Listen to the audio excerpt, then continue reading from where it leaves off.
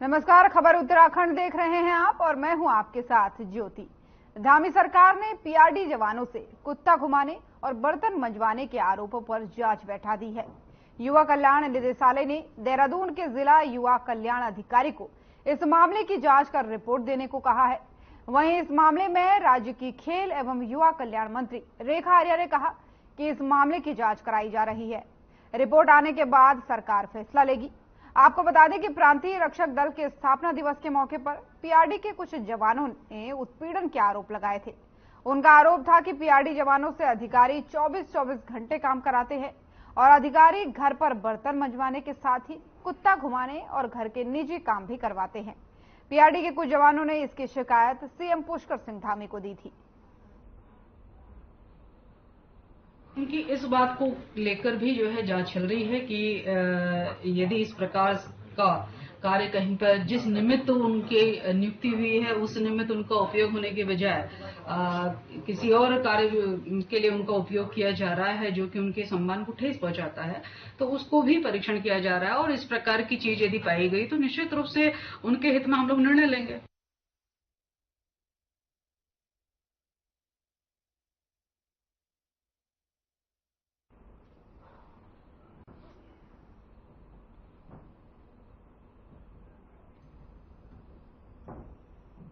अल्मोड़ा जिलाधिकारी विनीत तोमर ने कलेक्ट्रेट में बाल कल्याण समिति की बैठक ली। इस दौरान डीएम ने समिति के पास आए कार्यों की समीक्षा भी की। वहीं जिलाधिकारी ने बाल गृह के एडॉप्शन मामलों को लेकर भी समीक्षा की है। उन्होंने कहा कि जितने भी एडॉप्शन के मामले हैं उनको निस्तारित करते हुए बच्चों का ठीक ढंग से ध्यान रखा जा रहा है या फिर नहीं, इसे भी देखा जाए। जिलाधिकारी ने बताया कि बालिका निकेतन में बालिकाओं की इंग्लिश काउंसलिंग को लेकर के कार्य किया जाएगा, जिससे बालिकाओं को आगे अपने करियर बनाने में मदद मिल सकेगी। वहीं डीएम ने कहा कि जल्द ही इस पर कार्य भी किया जाएगा।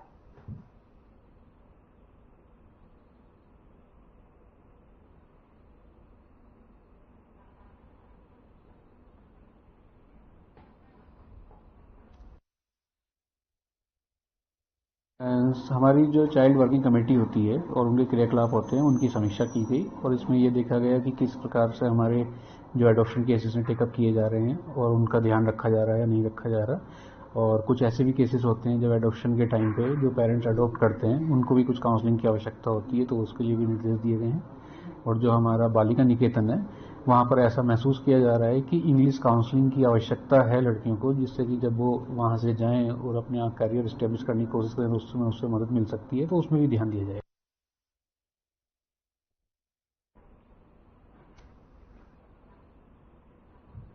रुड़की के लंढोरा से लापता युवक का शव मिलने से हड़कंप मच गया। बता दें कि लंढोरा निवासी साकिब नाम का युवक कई दिनों से लापता था, जिसका शव लंढोरा क्षेत्र में मिला। मामले की सूचना पुलिस को दी गई, जिसके बाद से एसपी देहात एसके सिंह और मंगलौर सीओ घटनास्थल पर पहुंचे। फिलहाल पुलिस ने आगे की जांच शुरू कर दी है।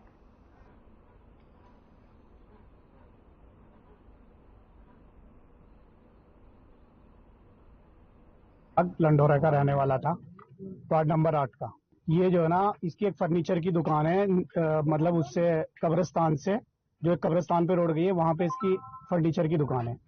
तो ये 8 तारीख में एक इसका भाई और एक और लड़का था, इसको छोड़ दें, उसके पास एक व्हाट्सएप कॉल आई और व्हाट्सएप कॉल पे इसने कहा कि मैं वो जो है ना उज्जवल इधर का ITI के पास खोले में उज्जवल खड़ा है और मुझे उसके पास छोड़ दो। लंढौरा में आज सुबह सूचना प्राप्त हुई कि एक युवक साकिब पुत्र अफजाल उम्र लगभग 25 वर्ष जो पिछले कुछ दिनों से गुमशुदा था, उसका शव संदिग्ध परिस्थितियों में मिला है। इस सूचना पर हम सभी के द्वारा वहां विजिट किया गया और घटनास्थल से चीज़ों का जो भी साक्ष्य संकलन की कार्रवाई है, पंचायतनामे की कार्रवाई है, वो अमल में लाई गई है। इस संबंध में मृतक के परिजनों के द्वारा कुछ लोगों के बारे में आशंका जाहिर की गई है। उनकी सुराग पता रसी की जा रही है और तहरीर प्राप्त कर अभियोग पंजीकृत करने की कार्रवाई अमल में लाई जा रही है। इस संबंध में सभी संभावित पहलुओं से घटना के बारे में जानकारी जुटाई जा रही है और जो भी तथ्य प्रकाश में आएंगे उसके आधार पर सभी संबंधित के विरुद्ध अग्रिम विधिक कार्रवाई अमल में लाई जाएगी।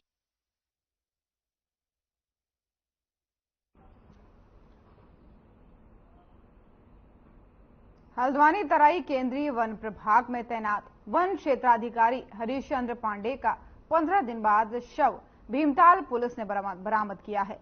काठगोदाम थाना क्षेत्र के ऊंचा पुल के रहने वाले तराई केंद्रीय वन विभाग में तैनात रेंजर हरीश चंद्र पांडे 29 नवंबर की शाम को लापता हो गए थे। काफी ढूंढने के बाद भी उनका कुछ भी पता नहीं चला।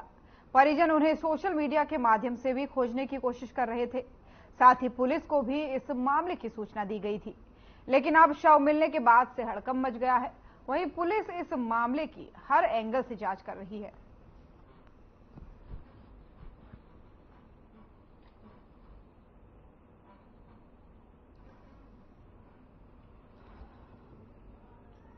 ये वह जो रेंजर हैं हरीश पांडे जी, ये 29 नवंबर से अपने घर से बिना बताए ये चले गए थे।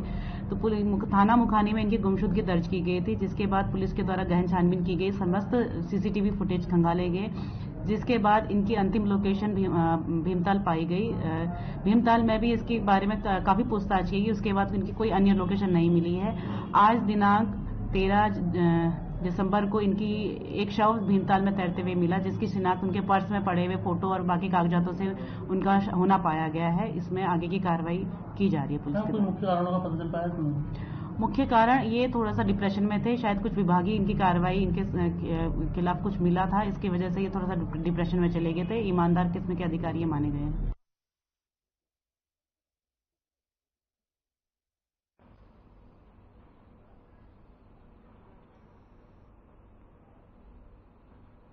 और वहीं चंबा थाना क्षेत्र में एक के बाद एक 3 चोरियों की वारदात को अंजाम देने वाली महिला को पुलिस ने गिरफ्तार कर लिया है। एक जोड़ी कड़े, एक पीली धातु का हार, एक बड़ा हार और एक नथ और पायल और टॉप्स, ये जो है इनसे बरामद कर लिए गए हैं। और हमारी जो टोटल 4 चोरियां हुई हैं उसका लगभग 70% जो है माल इन्होंने बरामद करवा दिया। देहरादून में रात के समय तापमान में लगातार गिरावट देखने को मिल रही है। ऐसे में आपको बता दें कि जो लगातार मौसम है वो करवट बदल रहा है और तापमान में भी गिरावट देखने को मिल रही है। लोगों में भी तरह तरह की बीमारियां जन्म ले रही हैं। दून अस्पताल में associate professor MD medicine doctor Vijay Bhandari ने बताया कि लगातार सर्दी बढ़ने से आमतौर पर लोगों में सर्दी, खांसी और जुकाम की शिकायत देखने को मिल रही है।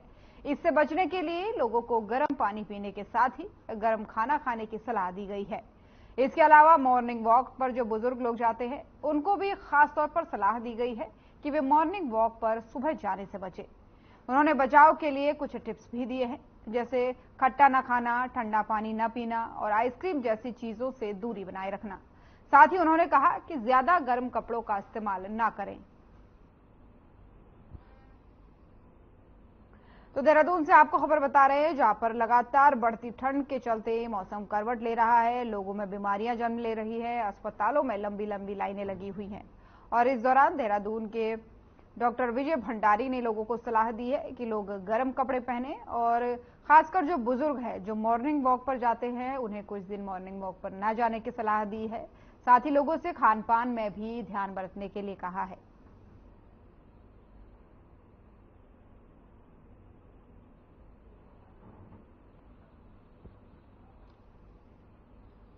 और उधम सिंह नगर के किच्छा में भाई कन्हैया जी सेवा समिति के तत्वाधान में निःशुल्क स्वास्थ्य जांच और दवा वितरण शिविर का आयोजन किया गया। इस मौके पर करीब 80 लोगों ने अपने स्वास्थ्य की जांच कराई और शिविर का लाभ भी उठाया। किच्छा के आवास विकास स्थित गुरुद्वारे में आयोजित शिविर में चीमा हॉस्पिटल की स्वास्थ्य टीम ने मरीजों के स्वास्थ्य की जांच की और इस दौरान सर्वाइकल, नसों की कमजोरी, जोड़ों का दर्द और इसी के साथ ही कई बीमारियों का मशीन के माध्यम से परीक्षण किया गया।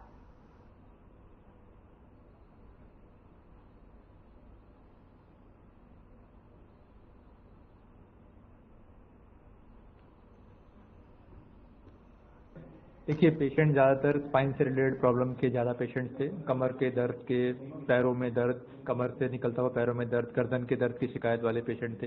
कुछ पेशेंट ब्रेन से रिलेटेड भी थे जिनको दौरे की शिकायत थी। सिर के चोट वाले पेशेंट भी काफ़ी देखे मैंने यहाँ पर, और उनको उसका पर्टिकुलर ट्रीटमेंट जो चाहिए होता है वो ट्रीटमेंट के बारे में बताया, क्या सावधानियाँ उनको रखनी है उसके बारे में मैंने उनको जागरूक किया। इस तरीके के शिविर जो है ना, ये भाई कन्हैया जी सेवा सोसाइटी पिछले करीब 18-20 साल से कार्यरत है, जिनका उद्देश्य है जरूरतमंद की सेवा, चाहे वो किसी मरीज की सेवा हो, अन्यथा किसी बच्ची का विवाह हो, किसी बच्चे की पढ़ाई हो, इस तरीके के कार्यक्रम आयोजित करती है ये। तो इसी उपलक्ष्य में ये आज जो मरीजों का यहाँ पर बुलावा किया है, ताकि जो कमजोर वर्ग के लोग हैं वो चिकित्सा सुविधा अच्छी से अच्छी प्राप्त कर सकें। इसमें हमारे भाई मन्नू जी, संधू जी और चीमा ट्रामा सेंटर से जो टीम आई हुई है, वो पूरी अच्छे से नसों की जांच और दवाइयाँ निःशुल्क, और डॉक्टर साहब हमारे धीरज पंत जी बहुत प्यार प्रेम से मरीजों को अटेंड कर रहे हैं।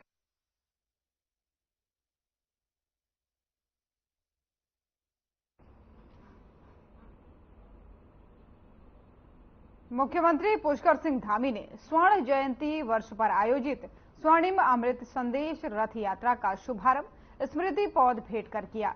इस अवसर पर यूकॉस्ट द्वारा आयोजित अभिनंदन एवं पौधे भेंट समारोह में विश्वविद्यालयों को शुभकामनाएं देते हुए मुख्यमंत्री ने कहा कि किसी आयोजन को यादगार बनाने में पेड़ों की बड़ी भूमिका होती है। पेड़ जहां जीवन के आधार हैं, वहीं हमारी संस्कृति और स्मृति के प्रतीक भी हैं। उन्होंने कहा कि दोनों विश्वविद्यालय अपने स्वर्ण जयंती वर्ष को इको फ्रेंडली रूप में मना रहे हैं और दूसरे को 50-50 पेड़ भेंट कर पौधों का रोपण करेंगे। वहीं मुख्यमंत्री ने कहा कि विश्वविद्यालय में अध्ययनरत हमारे युवा बौद्धिक रूप से जागृत और समझदार होते हैं। जन जन तक संदेश पहुंचाने में इनकी महत्वपूर्ण भूमिका होती है। उन्होंने कहा कि इस संदेश यात्रा से लोगों में पर्यावरण के प्रति जीवन शैली में बदलाव लाने की प्रेरणा भी लोगों को मिलेगी।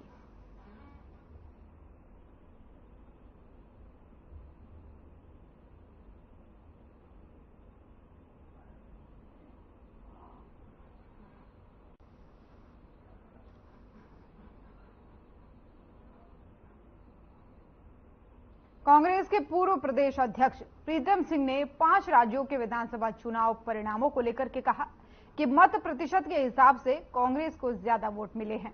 उन्होंने कहा कि कांग्रेस को जनता ने लंबे समय तक सत्ता में रहने का मौका दिया और अब बीजेपी को सत्ता मिली है और जनता की जो उम्मीदें हैं या जनता से जो वादे किए गए हैं उसे भाजपा पूरा करें। कांग्रेस के पूर्व प्रदेश अध्यक्ष ने कहा कि जो वादे किए गए हैं उनको पूरे देश में लागू करना चाहिए। उन्होंने कहा कि प्रधानमंत्री नरेंद्र मोदी द्वारा चुनावी राज्यों में 500 रुपये में सिलेंडर देने का जो वादा किया गया है, इसको भी पूरे देश में लागू करना चाहिए।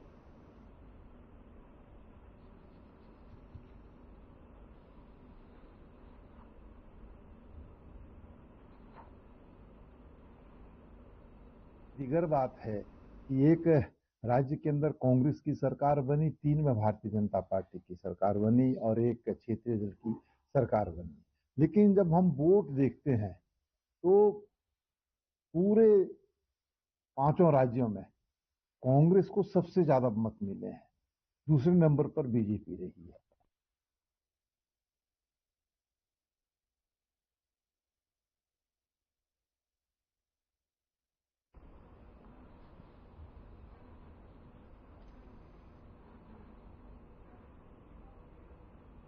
और वहीं उत्तराखंड सरकार ने प्रदेश में निवेशकों को बुलाने के लिए इन्वेस्टर समिट का आयोजन किया था और इस समिट को सरकार पूरी तरह से सफल बता रही है।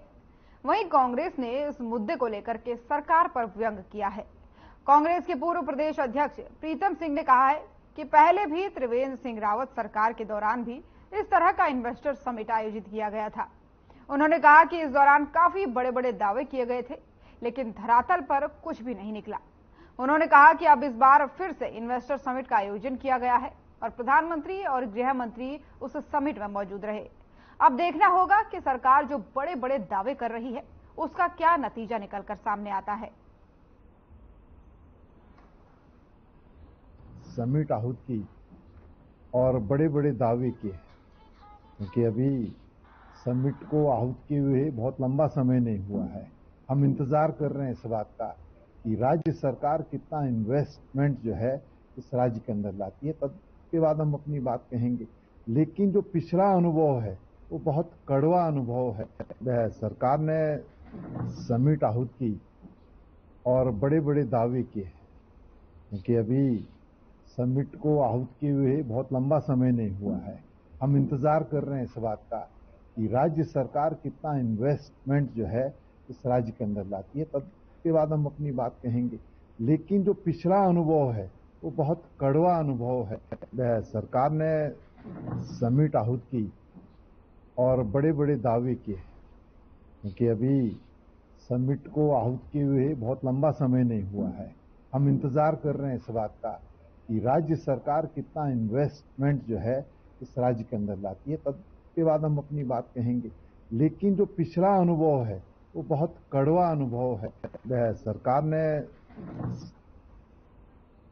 और जैसे जैसे लोकसभा चुनाव को लेकर के राजनीतिक दल अपनी अपनी चुनावी तैयारियों में जुटे हैं, वैसे ही निर्वाचन आयोग भी पूरी तरह अपनी कमर कसता नजर आ रहा है, जिसके तहत निर्वाचन आयोग गांव-गांव, शहर-शहर बीएलओ के द्वारा क्षेत्र में मत जनगणना के द्वारा हर विधानसभा क्षेत्र में 18 साल की आयु पूर्ण करने वाले युवाओं को मतदाता सूची में नाम दर्ज कर रहे हैं। ईवीएम प्रशिक्षण जागरूकता अभियान के तहत जसपुर तहसील से शुरू होकर के जसपुर नेहरू राजकीय इंटर कॉलेज महुआ डाबरा में पहुंचकर पहली बार मतदाता सूची में अपना नाम अंकित करने वाले 4 छात्राओं को ईवीएम प्रशिक्षण दिया गया, जिसमें छात्र छात्राओं में मतदाता जागरूकता अभियान और प्रशिक्षण में काफी खुशी जाहिर की। पहली बार मतदान को लेकर भी काफी उत्साह नजर आया।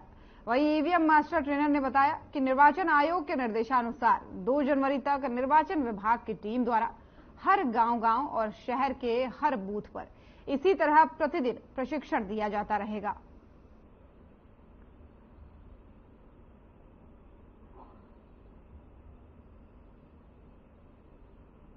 फर्स्ट टाइम है, इसलिए आगे का बताया गया किस तरह से हमें वोट डालना है और वो हमारा अधिकार है कि हमें किस पार्टी को वोट देना है।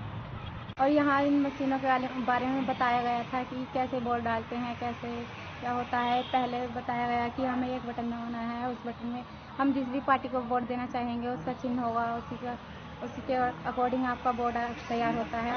इसमें हम जितने भी 18 साल से ऊपर के मतदाता हैं उनको हम ये प्रशिक्षण दे रहे हैं कि आप अपना मत का प्रयोग करें और पूरी पारदर्शिता के साथ देखें उसे कि आप जिस बटन पे आप उंगली दबा रहे हैं वही निशान आपका डिस्प्ले हो रहा है कि नहीं हो रहा है।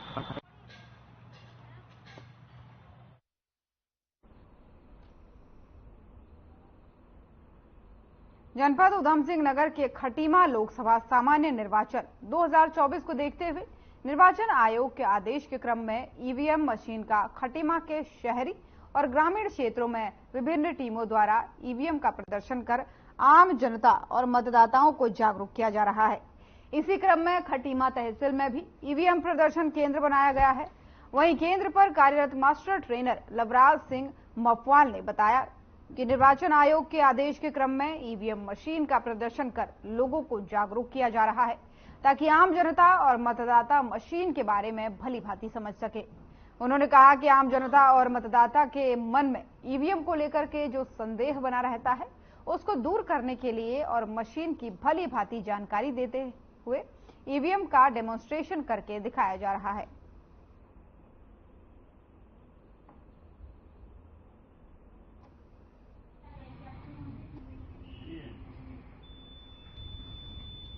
निर्वाचन आयोग द्वारा एक बहुत ही अच्छा कार्यक्रम चलाया गया है जनता को जागरूक करने के लिए। जो जगह जगह मैं देखता हूँ भ्रांतियाँ फैलाते हैं ये विपक्षी पार्टियाँ, जैसे जहाँ चुनाव हार जाती हैं उसके साथ ईवीएम हैक हो गई है और ईवीएम में घोटाला हो रहा है साहब। अच्छा, हम लोग जब जाते हैं वोट डालने के लिए तो इतना समय वहाँ नहीं मिल पाता है हमें चेक करने के लिए, देखने के लिए। तो आज मैं यही चेक करने आया यहाँ पर कि ऐसा क्या होता होगा। निर्वाचन आयोग की तरफ से ये डेमोन्स्ट्रेशन अवेयरनेस के लिए प्रोग्राम के लिए यहाँ पर तहसील में ये सेंटर बनाया गया है। यहाँ पर ईवीएम मशीन लगाया गया है कि जनता आए और कैसे पोलिंग होना है ये देखें, मशीनों के बारे में समझे हो, जो भी उनके डाउट है वो क्लियर करने के लिए लगाया गया है। मोबाइल हो जाता है, ये चलाएंगे सामने ये कार्ड जिससे वो अमर उजाला से मिल जाए।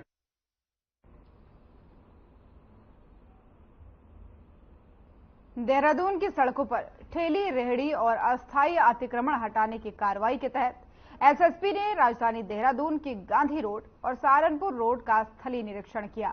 वहीं एसएसपी ने देखा कि इन क्षेत्रों में दुकानों के पास पार्किंग पर्याप्त नहीं है। वहीं अधिकांश वाहन सड़क या फुटपाथ को घेर कर खड़े किए जाते हैं। जिसके बाद से एसएसपी ने मामले में सुधार को लेकर के व्यापारियों से बातचीत की और उन्होंने शहर कोतवाली पुलिस को व्यवस्था सुधारने की हिदायत भी दी है।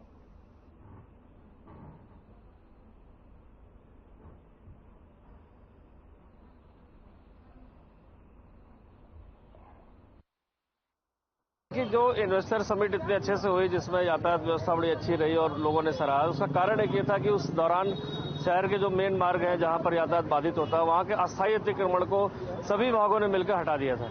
अब ये पुनः चूंकि इतना सुंदर शहर को बनाया गया इन्वेस्टर समिट के बाद और अतिक्रमण भी हटा, तो जो अस्थायी अतिक्रमण है वो फिर से दोबारा न लगे, जिससे हमें थोड़ा सा जाम में राहत मिले। साथ ही साथ जो हमारे व्यापारीगण हैं जिनकी दुकानें ऑन रोड है लेकिन उनका पार्किंग की जगह नहीं है और लोग जब आते हैं तो किनारे गाड़ियां खड़ी कर देते हैं, तो हमारी क्या वजह है कि 30, 35, 40 व्यापारी मिलकर जो क्लस्टर्स में एक यातायात मित्र जो हम उनको उपलब्ध कराएंगे।